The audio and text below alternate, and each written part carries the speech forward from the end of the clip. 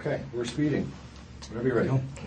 Hi, we're here with Daniel Radcliffe and Juno Temple at the Toronto International Film Festival for the premiere of their film Horns. Welcome. Thank you very much. It's lovely to be here. This looked like a really fun movie to make.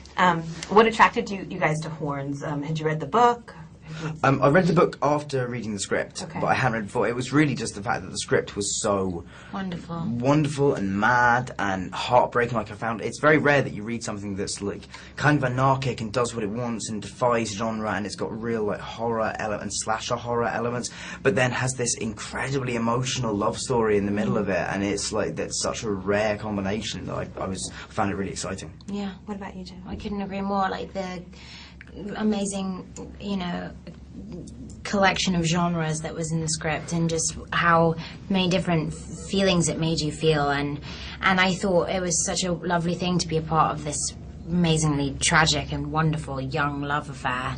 And I also was really I was really excited at the idea of playing a memory. I thought that was a really beautiful, special thing.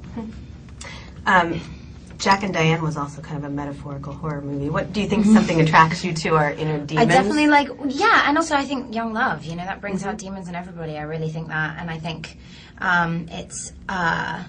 it's so important to embrace them and get to know them and get comfortable with them, because I think demons are just part of life. I think everyone has demons, and they're probably going to be chilling with you for a long time. But I also think it's, looking into a real love affair is something that I think is such a great thing to portray on camera, because I think love is one of the most important things a human will ever go through in their entire lives. How did the two of you kind of get to work together? When you started, did you have rehearsal time? Did you... Well, you've been working for a week by the time I got there, and so it was really a matter of just kind of working hard to sort of cultivate that chemistry, and we just sort of hung out a load and told each other loads of, shared loads of stuff from our teenage years, and just talked away, and like, I don't know, that was really, it is important when you're doing massive emotional scenes with somebody that there is a real connection there, but you do also have to work to sort of, you have to, it won't just happen. You have to let yourself be open to it, and fortunately Juno was, and I was, and so we ended up having a really great time. And it means that it means going to a scene like the scene in the diner that we have together, knowing that you can trust somebody, that you don't mind playing around with stuff in front of them, and while also being obviously intensely emotional is great. And actually caring for that person for real, and also hanging out with somebody and trying to cram in 10 years of life, right?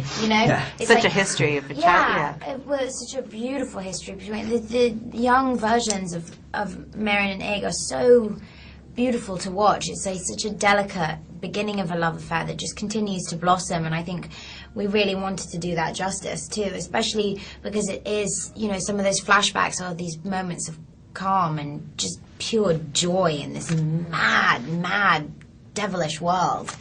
It was really a special thing to create that. Had the two of you met before? No.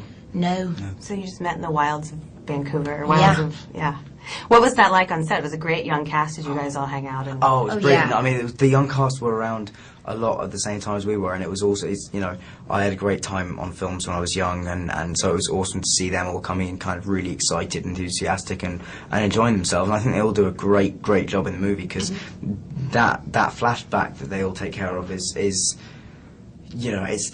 the kind of emotional starting point in the movie, really, chronologically at least. So it's such a huge amount depends on that, and they just do it brilliantly. So it was great having them on set. The movie does a really good job of kind of showing how you can find paradise where you are. Do you have an Edenic kind of refuge that you go to? Even metaphorical, yeah, but it's or in literal. your own head. Yeah, exactly. It's like, I definitely have.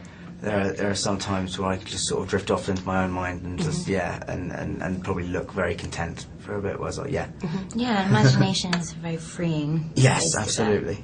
What do you think the takeaway messages from Horns? Do we all have a devil on one shoulder and an angel on the other? I hope so. Yeah, absolutely. I like the idea of having one. No, I mean, that's the thing, is that the film's about acknowledging both sides and accepting that both sides are human and valid and true, but also realising that you've a choice as to which one you act on. And, Ig's ultimate decision to try and be the best possible the most human version of himself that he can, is one that it's inspired by love. So ultimately, the message of the film is about the power of love and what it will drive a person to do as much as anything else. Yeah. Because this is ultimately a revenge movie. Tell me about working with Alex. What's he like? He's awesome. He's so cool. He's such an actor's director. Yeah, He's he's so amazing. patient with actors, and he's so encouraging, and he really spends the time to talk about the scene with you and where it's going and what is happening. And I think that's such a wonderful thing, having a director that is really open to those conversations, because I'm definitely an actor that likes to be able to talk to the director. Yeah, You know, if I have to cry and I have to be upset about something, I want to be able to sit with the director and be like, okay, so this is Yeah, totally, and talk it through. you know, because it's a mind that completely understands what that character's going through along with you, you know. And I think also it was just, he was someone that, having seen his previous work, he's made me laugh before, and he's also terrified me to high heaven. Like, I've been in a hotel room on my own before and literally had nightmares for like a week.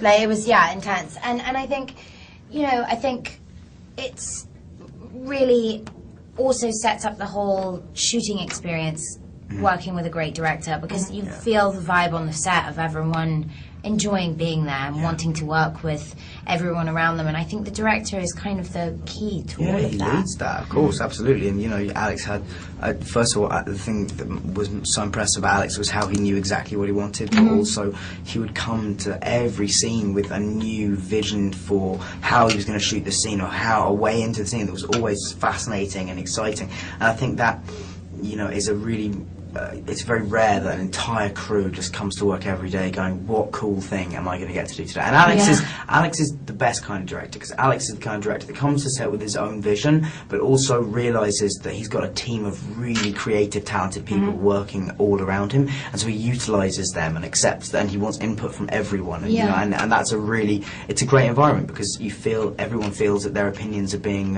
you know, used and they're being collaborated with. So this is a big week for you. You've got three films here, yeah? Yes, yeah. And they're all quite different. So, Yeah. how are you handling the week? You know, this is only my second day, so like so far, so far okay, I think. But yeah, I mean, they are all very different. That's the main thing that excites me about it, really, is that they're Killy Darlings, F Word, and Horns could not be three more different movies, really. So I'm excited for people to kind of hopefully see a bit of range and versatility. That's what we're here for. All right. Thanks so much you. for talking to the playlist. Thank you very much. Thank Cheers. you. Thank you.